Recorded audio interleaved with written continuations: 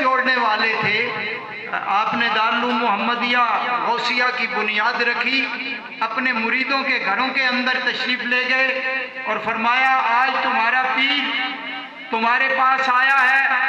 کوئی بھینس گائے مانگنے نہیں آیا، کوئی نذرانہ لینے نہیں آیا، بلکہ تم سے ایک تمہارا بچہ مانگنے آیا ہے۔ جس سال میں داخل ہوا تھا اس سال آپ سارے آستانوں پہ تشریف لے گئے اور ہر آستانے پہ جا کے انہیں یہ گزارش پیش کی کہ آج میں تمہارے پاس تمہارا ایک شہزادہ لینے کے لیے آیا ہوں، اگر یہ درگاہیں صحیح ہو گئی تو ان کے پیچھے چلنے والے سارے لوگ صحیح ہو جائیں گے۔ آپ کی زندگی کا مشن یہ تھا اور آپ ایسی شخصیت تھے، جب دنیا سے گئے میں تعریف کر ڈالوں تو میں آپ کا غلام بھی ہوا، شاگرد بھی ہوا۔ علماء کرام اگر تعریف کر ڈالیں ان کے غلام ہوئے، لیکن اگر غیر تعریف کرے تو کمال تب ہوتا ہے۔ قاضی حسین احمد جماعت اسلامی کے سربراہ کے یہ الفاظ تاریخ کے اندر آج بھی موجود ہیں۔ انہوں نے کہا کہ پیر محمد کرم شاہ صحابہ کے کاروان کا بچھڑا ہوا ایک فرد ہے جو پیچھے رہ گیا۔ حضور ضیاء الامت وہ شخصیت تھے، اور آپ کا حضور نبی رحمت کی بارگاہ میں حاضری کا ایک انداز آپ کو بتا کے میں اپنی گفتگو ختم کرنا چاہتا ہوں۔ 88 کے اندر مجھے حضور کی معیت میں حضور نبی رحمت صلی اللہ تعالیٰ علیہ وسلم کی بارگاہ میں حاضری کا موقع ملا۔ آپ کا جو انداز ہوا کرتا تھا، ہر بندہ آج چاہتا ہے، میں ریاض الجنہ میں وہ دور تھا کہ جب ریاض الجنہ کھلی رہتی تھی، تہجد کے وقت مسجد کھلتی تھی، آج کل تو ساری رات کھلی رہتی ہے نا، تہجد کے وقت کھلتی تھی تو سارے لوگ دوڑ کے جاتے تھے کہ ریاض الجنہ میں محراب النبی صلی اللہ علیہ وآلہ وسلم کے پاس جگہ ملے۔ میں بھی انہی میں سے تھا۔ آپ ایک مرید کے گھر تھے، میں ایک سرکاری ہوٹل پہ تھا،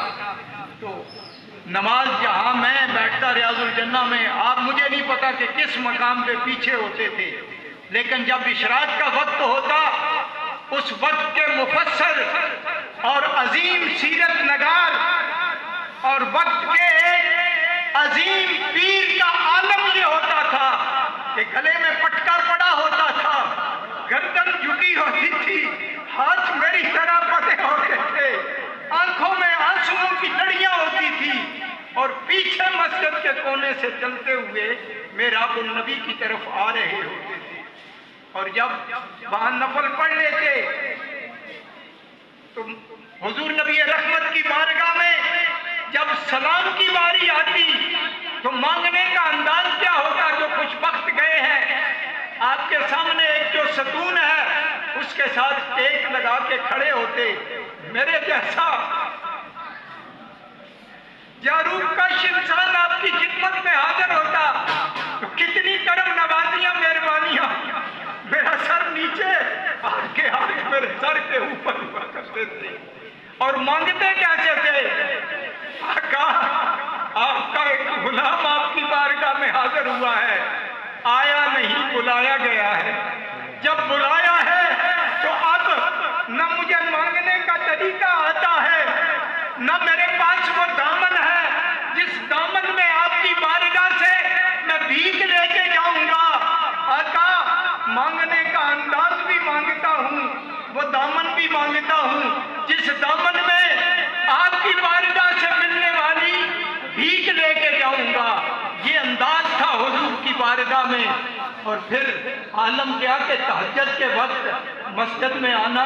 جو آپ کے ساتھ غلام تھے یہاں سے گئے ہوئے تھے، انہوں نے کہا جی آج آپ بیٹھیں گے حضور کے پاس، اور ہم نے کوئی پاکستان ٹیلی فون کرنا ہے، موبائل نہیں تھے اس دور کے اندر۔ اب تہجد کے وقت بندہ جو آتا ہے، میں نے تو ناشتہ نہیں کیا ہوا تھا، تو ظاہر ہے آپ نے کدھر سے ناشتہ اس وقت کیا ہوگا۔ آپ ایک ستون آج بھی وہاں مشہور ہے آپ کے نام سے، لوگ ہم جاتے ہیں تو وہیں جا کے بیٹھتے ہیں، حضور کے روضہ پاک کے سامنے بیٹھ کے ضیاء النبی شریف پڑھ کے سنا رہے تھے۔ آج جو باتیں ہو رہی تھی نا، آج کئی لوگ کہتے ہیں ضیاء الامت کیا ہوا کرتا ہے۔ ایک میرے کانوں میں کسی دوست نے بات سنائی جی فلانا پوچھ رہا تھا کہ ضیاء الامت کیا ہوتا ہے؟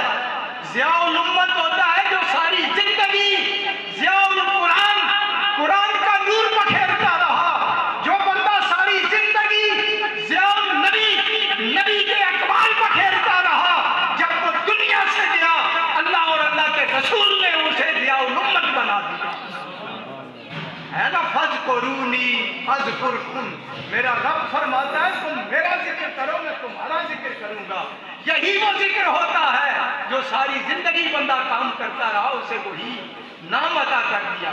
اب آپ صبح بیٹھے ہیں اشراق کے وقت ضیاء النبی شریف پڑھ رہے ہیں، زور کی اذان ہو گئی، نہ پانی پیا نہ چائے پی نہ ناشتہ کیا، وہاں بیٹھ کے ضیاء النبی پیش کرتے رہے۔ جب ہجرت کے واقعات لکھنے کی باری آئی، حضرت ابو ایوب انصاری کا ترکی کے اندر مزار ہے، آپ نے ویزا لگوایا، وہاں تشریف ترکی لے گئے، حضرت ابو ایوب انصاری کے مزار پہ ایک ہفتہ مراقبہ کیا، وہاں بیٹھ کے اگلے واقعات جو ہے لکھے۔ اس لیے آج ضیاء النبی اور ضیاء القرآن کے نعرے لگ رہے ہیں، اپنے بھی پڑھ رہے ہیں، غیر بھی پڑھ رہے ہیں۔ میرے ایک دوست حافظ صاحب آخری بات وہ کہتے ہیں میں ایک جگہ گیا نا، کہ میرا ایک تعلق تھا، کوئی کام تھا کسی غیر مقلد سے، تو وہ پردے کے پیچھے پڑھا رہا تھا، میں ادھر بیٹھا تھا، آیا تو وہ کہتا ہے میں تھوڑی دیر کے بعد آتا ہوں، واش روم گیا یا ادھر، تو میں نے جاتی لگا کے دیکھا نا تو وہاں ضیاء القرآن جو درس دے رہا تھا ضیاء القرآن سے دے رہا تھا۔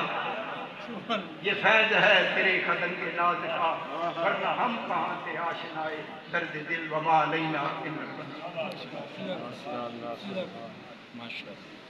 خوبصورت یادیں پیش فرما رہے تھے حضرت علامہ مولانا محمد تمریز چشتی صاحب۔ پیروں کی بہت کرامتیں ہوتی ہیں، میرے حضور ضیاء الامت کی یہ سب سے بڑی کرامت ہے کہ آج دنیا کے جس کونے میں بھی چلے جائیں، پاکستان ہو یا بیرون ملک ہو، اس سے بڑی اور کرامت کیا ہوگی کہ اللہ اور اس کے رسول کے نام لینے والے علماء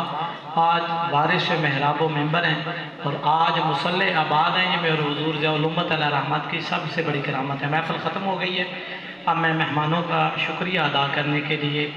برادر مکرم اور اس ادارہ کے پرنسپل جامعہ ضیاء القرآن کے حضرت علامہ مولانا محمد اعظم چشتی صاحب، ناظم الکرم فرینڈ ضلع جہلم، آپ سے گزارش کروں گا آپ تشریف لائیں اور اس کے بعد دعائے خیر اور اس کے بعد انشاءاللہ تبرک شریف تقسیم۔ نحمدہ ونصلی ونسلم علی رسول الکریم، اما بعد، فاعوذ باللہ من الشیطان الرجیم، بسم اللہ الرحمن الرحیم۔ قابل سعادت عزت و تکریم معزز علماء کرام، میرے معزز سامعین، اللہ رب العزت کا فضل اور احسان جس مالک الملک نے ہمیں یہ عزت اور توفیق بخشی کہ آج ہم نے ذکر حسین رضی اللہ تعالیٰ عنہ بھی کیا، سنایا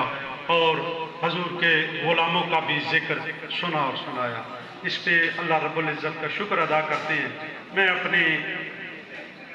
علماء کرام کی خدمت میں یہ گزارش کرتا ہوں، جب بھی محرم الحرام کا مہینہ آتا ہے ہم ذکر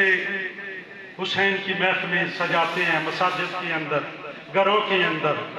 اس ذکر کے ساتھ ساتھ فکر حسین کی بھی بات کیا۔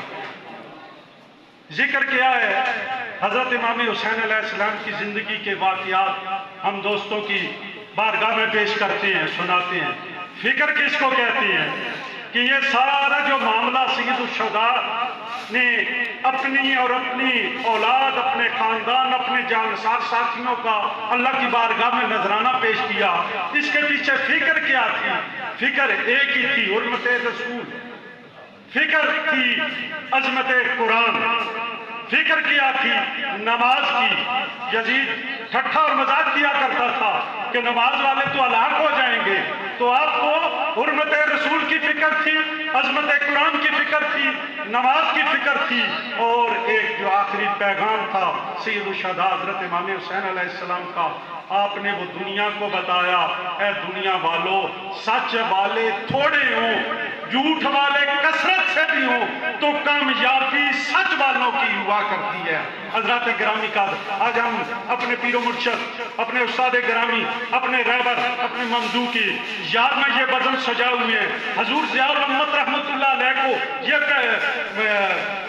मकाम कैसे मिल गया, ये इज्जत कैसे मिल गई, ये आबरू कैसे मिल गई, इतनी शान कैसे मिल गई, इतना मकाम कैसे मिल गया। अगर मैं एक जुमले के अंदर अर्ज करूं तो वो ऐसे मिला। आपने अपने गुलामों को, हजूर की उम्मत को एक दर्स दिया, एक पैगाम दिया, एक सबक पढ़ाया। वो सबक क्या था? आफताब